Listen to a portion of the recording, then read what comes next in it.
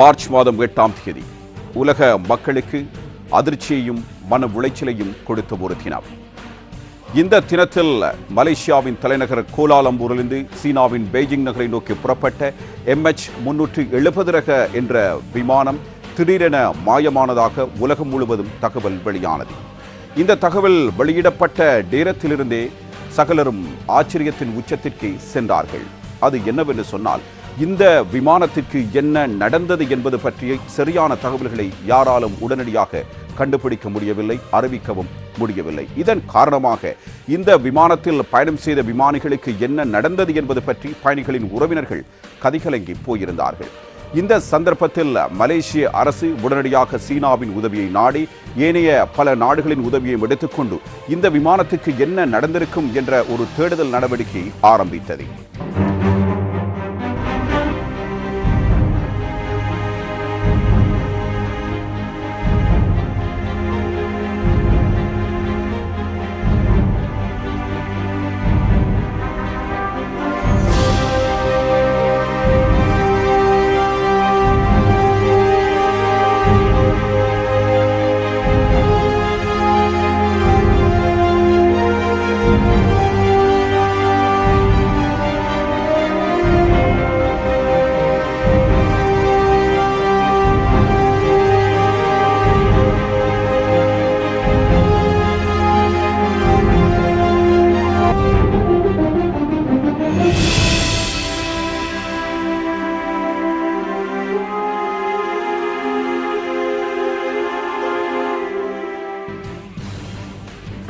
This is MH370 from Kuala Lumpur to Beijing, and we are now ready for takeoff.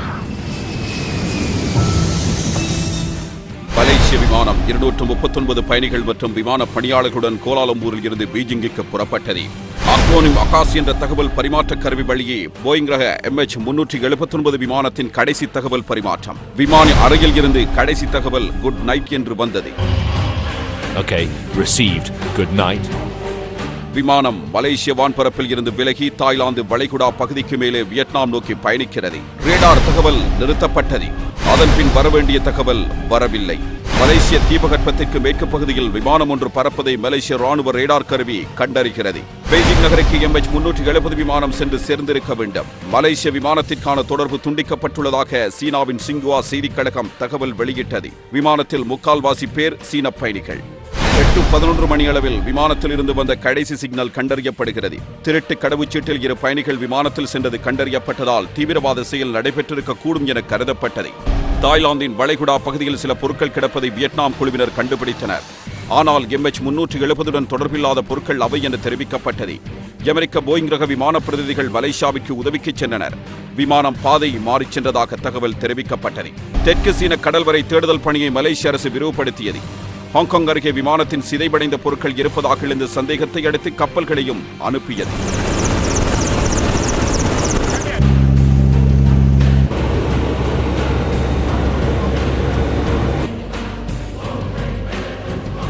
Vietnam கடற்கரை பகுதியில் விமான சிதைவு பொருட்கள் கிடக்கும் என்ற சந்தேகத்தின் அடிப்படையில் தேடுதல் கிழக்கு நோக்கி விரிவுபடுத்தப்பட்டது. திருட்டு கடவுச்சீட்டில் பயணித்தவர்களால் தீவிரவாத செயல் நடக்கவில்லை என்று மலேசியா மற்றும் இன்டர்போல் அதிகாரிகள் கூறினர். 29-year-old Delavar Saeed Mohammed Reza.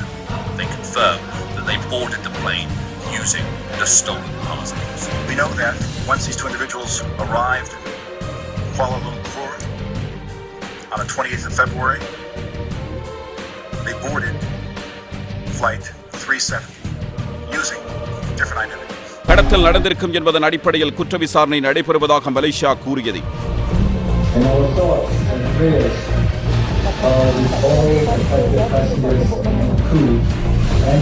ஆனால் கடைசி சிக்னலுக்கு அடுத்து விமானம் மேற்கு நோக்கியே திரும்பியது என்றும் மலேசிய அரசு தேடுதல் பணிக்கு ஒத்துழைப்பு கொடுக்கவில்லை என்றும் வியட்நாம் கூறியது.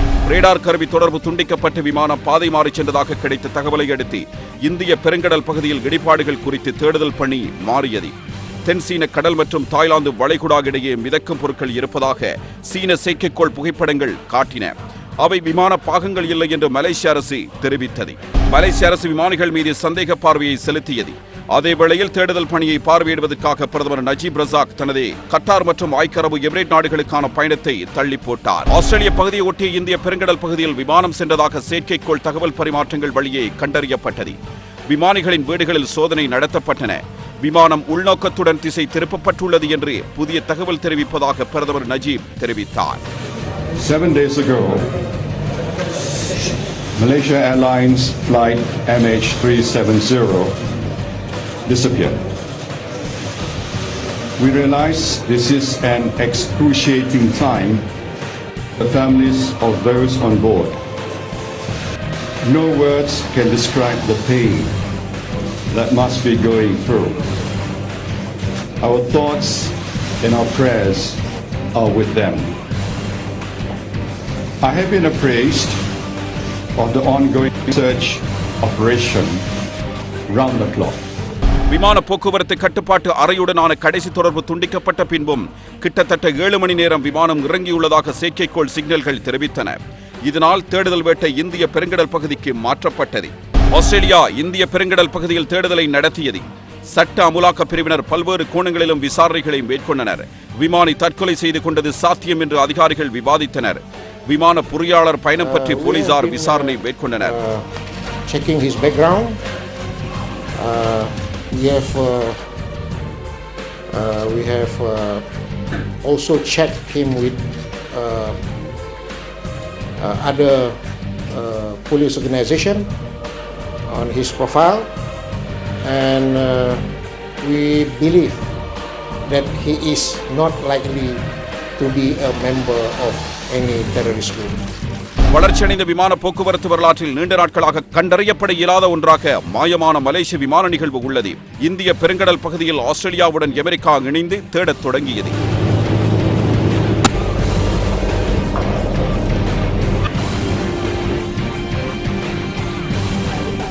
கடந்த பிப்ரவரி 3ஆம் தேதியில் விமானியின் வீட்டில் இருந்த விமான இயக்கம் கருவியில் தகவல் நீக்கப்பட்டது தொடர்பான விசாரணையில் மலேசியாவுடன் அமெரிக்காவின் FBI இணைந்தது. ஆஸ்திரேலியாவின் மேற்கு கடற்கரையில் பொருட்கள் கிடப்பது குறித்த செயற்கைக்கோள் புகைப்படங்களை தொடர்ந்து வான்வழி மற்றும் கடற்பரப்பு வழியான தேடுதல் பணி இந்திய பெருங்கடலின் உள்ளடங்கிய பகுதி நோக்கி நீண்டது.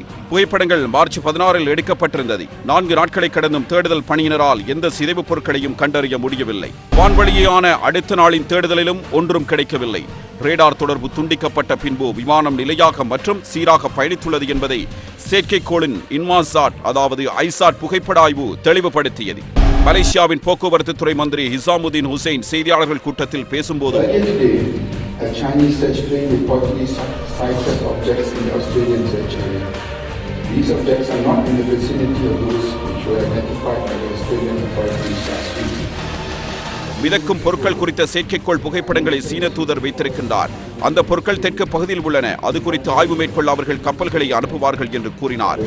Two objects in the Australian search area, one circular and one rectangular.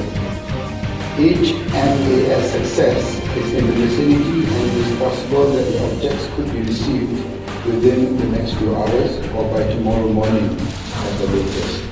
அவர் சூறாவளி வரும் வாய்ப்புள்ளதால் அந்த பகுதியில் நடைபெறும் தேடுதல் பணி மிக சவாலாக உள்ளது. மிதக்கும் பொருட்கள் கண்டறியப்பட்ட கடற்பகுதியில் கடுமையான நீரோட்டங்கள் உள்ளன. சூறாவளி எச்சரிக்கையும் பதிவு செய்யப்பட்டுள்ளது. கிலியான் என்ற பருவகால சூறாவளி தாக்கும் அபாயம் உள்ளது என்றும் ஹுசைன் தெரிவித்திருந்தார். 1500 square nautical miles were searched in the Australian search area. 2 orange objects, approximately 1 meter in length, and 1 white-colored trunk were sighted by search aircraft but remain unidentified and have not been conclusively linked to MH370. ஆஸ்திரேலியாவின் பிரதமர் டோனி அபர்ட் கூறும்போது தேடுதல் விமானங்கள் நவீன தொழில்நுட்பத்துடன் உள்ளன. அவற்றின் பணிகள் அனைத்தும் நேரடியாக பார்க்கும் வகையில் இருக்கும் என்றார். There are many aircraft that will be in the area today. Soon there will be Chinese naval and civilian ships joining HMAS Success out there. செயற்கைக்கோள் படத்தில் காணப்பட்ட பொருட்கள் இந்திய பெருங்கடலின் ஆழத்தில் போய் சேர்ந்திருக்கும் என்றும் அவர் எச்சரிக்கை செய்துள்ளார். To finally locate some wreckage and to do whatever we can to solve the riddle of this extraordinarily ill-fated flight.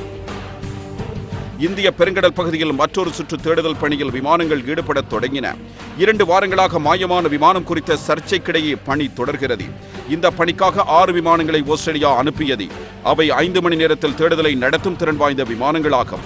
மாயமான மலேசிய விமானம் குறித்து பிரான்ஸ் புதிய செயற்கைக்கோள் புகைப்படங்களை பெற்றது. அந்த புகைப்படங்களில் இந்திய பெருங்கடல் பகுதியில் தேடுதல் பணி நடைபெறும் பகுதியில் மிதக்கும் பொருட்கள் கண்டறியப்பட்டுள்ளதாகவும் கூறப்பட்டது. கடலின் தென்பகுதியில் அந்த செயலாற்றும் தன்மை கொண்ட பொருட்கள் கிடப்பதாக தெரிய வந்தது என்றும், சீன செயற்கைக்கோள் புதிதாக தெற்கு இந்திய பெருங்கடல் பகுதியில் மிக பெரிய பொருள் கிடப்பதாக புகைப்படத்தில் காட்டியது. இதனைத் தொடர்ந்து தேடுதல் பணியில் அதிகமான விமானங்கள் ஈடுபடுத்தப்பட்டன. தேடுதல் நடைபெறும் பகுதி பேர்த்தில் இருந்து தென்மேற்கில் 1550 மைல்கள் தொலைவில் இந்திய பெருங்கடல் பகுதியில் அமைந்துள்ளது. மாயமான மலேசிய விமானத்தை தேடும் பணியில் இடையூறு ஏற்படும் வகையில் பலத்த காற்று மற்றும் அண்டார்டிகாவை சுற்றிலும் கிழக்கு நோக்கி அலைகள் நிற்காமல் வீசிச் செல்வதுமாக இருந்தது. ஆஸ்திரேலிய விமானங்கள் குறிப்பிட்ட பகுதியில் தேடுதல் பணியில் ஈடுபட்டது. அது வழக்கமாக பறக்க வேண்டிய 1000 மீட்டர் உயரத்துக்கு மாறாக வேகம் சூழ்ந்த காரணத்தால் 450 அடி உயரத்துக்கு பறக்கும் சூழல் உண்டாகியுள்ளது. சூரிய வெளிச்சம் குறைவானதால் நீரில் பொருட்கள் ஏதும் இருக்கிறதா என்பதை காண்பது கடினமான பணியாக இருந்தது. மங்கிய வானம் மற்றும் மங்கிய நீர்ப்பரப்பு ஒன்றுடன் ஒன்று இணைந்து தெளிவற்ற சூழலை தேடுதல் குழுவுக்கு ஏற்படுத்தியது. செவ்வாய்க்கிழமை காலையில் சீன அரசு வெளியிட்டுள்ள அறிக்கையில் இந்திய பெருங்கடலின் 120 கிலோமீட்டர் மேற்காக ஒரு சிறிய சதுரமான வெள்ளை நிற பொருளை கண்டறிந்துள்ளதாக கூறியது. 看望他们，向他们通报最新的政府搜救情况，听取他们的意见，强调。 அங்கு ஆஸ்திரேலிய தேடுதல் வேட்டை ஏற்கனவே நடந்தது குறிப்பிடத்தக்கது. இதை பற்றி சீன அரசின் சின்குவா செய்தி நிறுவனம் வெளியிட்டுள்ள தகவலில் வெள்ளி நிறத்தில் சதுர வடிவிலான பொருளை சீன விமானம் இல்யூஷன் 76 கண்டுபிடித்துள்ளது என தகவல் வெளியிட்டது. ஆஸ்திரேலிய விமானப்படையின் வேண்டுகோளின்படி ஒரு ஆஸ்திரேலிய விமானி சீனாவின் தேடுதல் வேட்டையில் சேர்த்துக் கொள்ளப்பட்டார். இந்திய பெருங்கடலில் தேடுதல் வேட்டையில் ஈடுபட்டவர்கள் வெள்ளை நிறத்திலான 2 பொருட்களை கண்டுபிடித்ததாக அமெரிக்காவின் ABC செய்தி நிறுவனம் தகவல் வெளியிட்டது. Namely, they're using, according to the AP, heat-seeking devices in order to examine the islands tonight? They aren't exactly heat-seeking. What they are, they're looking at heat differential. So it allows them to see the difference in contrast between, say, a piece of metal floating on top of the ocean and the ocean itself. இந்த பொருளானது 22.5 மீட்டருக்கு 13 metre என்ற அளவிற்குள் இருக்கலாம் என்று கருதப்பட்டது.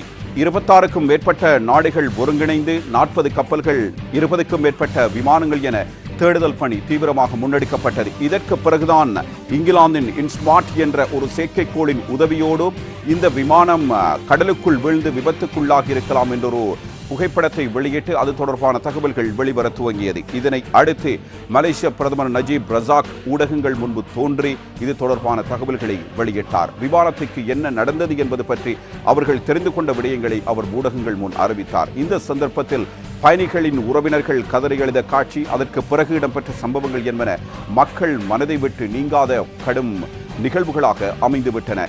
அதைத் தொடர்ந்து அந்த இடத்துக்கு போர்க்கப்பல்கள் விரைந்தன. இதற்கிடையில் இங்கிலாந்து செயற்கைக்கோள் நிறுவனம் மற்றும் விமான விபத்து புலனாய்வு அமைப்பு அளித்த தகவலின் அடிப்படையில் திங்கட்கிழமை உறுதியான தகவல் கிடைத்தது. அதன்படி இந்திய பெருங்கடலின் தெற்கு பகுதியில் ஆஸ்திரேலியாவின் பெர்த் நகரில் இருந்து ஏறத்தாழ 2500 கிலோமீட்டர் தூரத்தில் அந்த விமானம் கடலுக்குள் நொறுங்கி விழுந்து மூழ்கியது உறுதி செய்யப்பட்டது. இந்த தகவலை மலேசிய பிரதமர் நஜீப் ரசாக் திங்கட்கிழமை அதிகாரப்பூர்வமாக அறிவித்தார். This evening, I was briefed by representatives from the UK Air Accidents Investigation Branch, or AAIB. They informed me that Inmarsat, the UK company that provided the satellite data, which indicated the northern and southern corridors, has been performing further calculations on the data, using a type of analysis never before used in an investigation of this sort. They have been able to shed more light on MH370's flight path. கோலாலம்பூரில் நடைபெற்ற பத்திரிகையாளர்களின் சிறப்பு கூட்டத்தில் பேசிய அவர் ஆழ்ந்த துயரத்துடன் இந்த தகவலை அறிவிப்பதாக குறிப்பிட்டார். இன்மர்சாட் என்ற இங்கிலாந்து செயற்கைக்கோள் நிறுவனம் அளித்த தகவலின்படி கடைசியாக அந்த விமானம் தெற்கு இந்திய பெருங்கடலின் மத்திய பகுதிக்கு மேல் பறந்தபோது கடலுக்குள் விழுந்திருக்கும் என்ற முடிவுக்கு வந்திருப்பதாக அவர் தெரிவித்தார். Flew along the southern corridor and that its last position was in the middle of the Indian Ocean, west of Perth. அவர் மேலும் கூறும்போது அதிநவீன தொழில்நுட்ப உதவியுடன் இந்த தகவல் உறுதி செய்யப்பட்டுள்ளது. ஏறத்தாழ 8 மணி நேரம் ஆகாயத்தில் பறந்த அந்த விமானம் அதன் பிறகு கடலில் விழுந்து மூழ்கியுள்ளது. விமானங்கள் இறங்கும் வசதி உள்ள இடங்களுக்கு வெகு தொலைவான இடத்தில் விமானம் விழுந்திருக்கிறது என்றும் அவர் தெரிவித்தார். மேற்கொண்டு விவரங்கள் எதையும் தெரிவிக்க மறுத்த அவர் விமானத்தில் பயணம் செய்தவர்களின் குடும்பத்தினரின் மன உணர்வுகளை மதித்து நடந்து கொள்ளும்படி செய்தியாளர்களிடம் வேண்டுகோள் விடுத்தார். Deep sadness and regret that I must inform you that according to this new data, flight MH370 ended in the southern Indian Ocean. கடந்த சில வாரங்களாக மனமுடைந்த நிலையில் உள்ள அவர்களுக்கு இந்த தகவல் மேலும் மோசமானதாக அமையும் என்றும் ரஜாக் குறிப்பிட்டார். மிகவும் சோகமாக காணப்பட்ட பிரதமர் ரஜாக் செவ்வாய்க்கிழமை மீண்டும் செய்தியாளர்களை சந்திப்பதாக கூறி தனது பேட்டியை முடித்துக் கொண்டார். We will be holding a press conference tomorrow with further details. In the meantime, we wanted to inform you of this new development at the earliest opportunity. We share this information out of a commitment to openness. கடலுக்குள் விழுந்த அந்த விமானத்திலிருந்து தொடர்ந்து சமிக்ஞைகள் வந்து கொண்டிருப்பதால் அதன் தகவல் தொடர்பு கருவிகளில் ஒன்று செயற்பட்டு வருவதாக இங்கிலாந்தின் இன்மசாட் நிறுவனம் ஏற்கனவே அறிவித்திருந்தது. அது குறித்து அந்த நிறுவனத்துடன் தொடர்பு கொண்டு கேட்டபோது எந்த நேரங்களில் எத்தனை தகவல்கள் அதுபோல் வந்தன என்பதை தெரிவிக்க மறுத்துவிட்டனர். அனைத்து விவரங்களையும் உலகம் முழுவதிலும் உள்ள புலனாய்வு பிரிவுகளுக்கு வழங்கியிருப்பதாகவும் அதன் அடிப்படையில் விமானம் விழுந்த இடத்தை கண்டறியும் பணி நடைபெற்று வருவதாகவும் அவர்கள் தெரிவித்தனர். மலேசிய பிரதமர் ரஜாக் பேட்டியளிப்பதற்கு முன்பாக விமான நிறுவனம் சார்பில் அதில் பயணம் செய்த அனைவருடைய குடும்பத்தினருக்கும் இந்த தகவல் தெரிவிக்கப்பட்டது. அதில் விமானத்தில் இருந்தவர்கள் ஒருவர் கூட உயிர் பிழைக்கும் வாய்ப்பில்லை என்பது சந்தேகத்துக்கிடமின்றி தெரிய வந்திருப்பதை ஆழ்ந்த வருத்தத்துடன் தெரிவிப்பதாக குறிப்பிடப்பட்டிருந்தது. இந்த தகவல் அறிய வந்ததும் பெய்ஜிங்கைச் சேர்ந்த பல பயணிகளின் குடும்பத்தினர் கதறி அழுதனர்.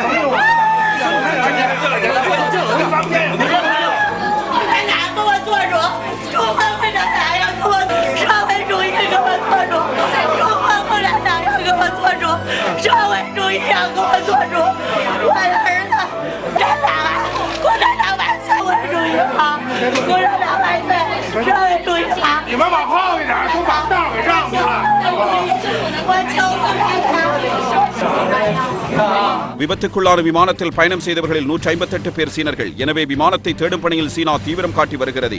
இந்த நிலையில் விமானம் இந்திய பெருங்கடலில் விழுந்து நொறுங்கி மூழ்கியதாக அறிவிக்கப்பட்டதை சீனா ஏற்க மறுத்துள்ளது. இதுகுறித்து சீன வெளியுறவு மந்திரி ஜி ஹாங்ஷெங் கூறும்போது விபத்துக்குள்ளான விமானம் குறித்து பெறப்பட்ட விவரங்களை மலேசிய அரசு வழங்க வேண்டும். மேலும் அதன் மூலம் விமானம் கடலில் விழுந்து நொறுங்கி மூழ்கியது என்ற முடிவுக்கு எப்படி வந்தது என்றும் விளக்க வேண்டும் என்றும் வலியுறுத்தியது. தற்போது அடுத்த கட்ட நடவடிக்கையாக கடலில் மூழ்கி கிடக்கும் விமானத்தை மீட்பது குறித்து ஆலோசனை நடாத்தப்பட்டு வருகிறது. தற்போது உடைந்து விழுந்து நொறுங்கிய விமானம் கடலுக்குள் 20,000 அடி ஆழத்தில் கிடப்பது தெரிய வந்தது. கடலில் மூழ்கி கிடக்கும் விமானத்தின் கருப்பு பட்டியை மீட்கும் நடவடிக்கையில் அமெரிக்க கடற்படை வீரர்கள் ஈடுபடுத்தப்பட உள்ளனர்.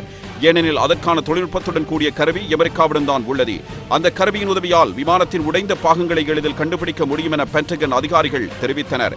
உடைந்த பாகங்கள் இருக்கும் இடம் தெரியும் பட்சத்தில் அதிலிருந்து வெளிவரும் சமிக்ஞைகள், அதாவது சிக்னலின் உதவியுடன் கருப்பு பட்டியை மீட்க முடியும் என்று அமெரிக்காவின் 7வது கப்பல் படை அதிகாரி கிறிஸ் புட்டே நம்பிக்கை தெரிவித்துள்ளார். இப்பணியில் நன்கு பயிற்சி பெற்ற வீரர்கள் பயன்படுத்தப்பட உள்ளனர். கருப்பு பட்டியின் பேட்டரி தற்போது செயற்பட்டு வருகிறது. அதன் மூலம் கருப்பு பட்டியை கண்டுபிடிக்க முடியும் என்றும் அவர் தெரிவித்தார். விமான பயணிகளின் உறவினர்கள் மற்றும் நண்பர்கள் சுமார் 300 பேர் செவ்வாய்க்கிழமை மலேசிய தூதரகத்தை நோக்கி ஊர்வலமாக சென்றனர். மலேசிய அரசு எங்களை ஏமாற்றிவிட்டது, எங்களது உறவினர்களை திருப்பித் தர வேண்டும் என்று கோஷமிட்டதுடன் பேனர்களையும் ஏந்திச் சென்றனர்.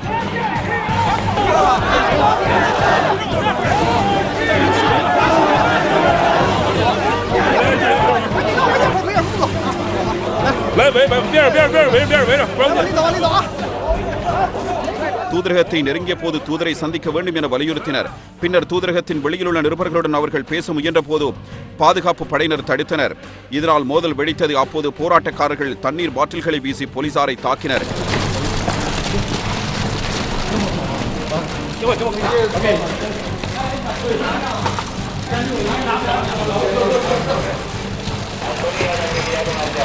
தூதரக அலுவலகத்தையும் தாக்க முயன்றதாக கூறப்பட்டது. இந்த சம்பவத்தால் தூதரக வளாகத்தில் பெரும் பரபரப்பு ஏற்பட்டது. மலேசிய விமானம் மாயமான நாளிலிருந்து அந்த விமானம் என்ன ஆனது, தீவிரவாதிகள் அதை கடத்தி இருக்கலாமா என்பது உள்ளிட்ட பல்வேறு கோணங்களில் தகவல்கள் வெளியாகி வந்தன.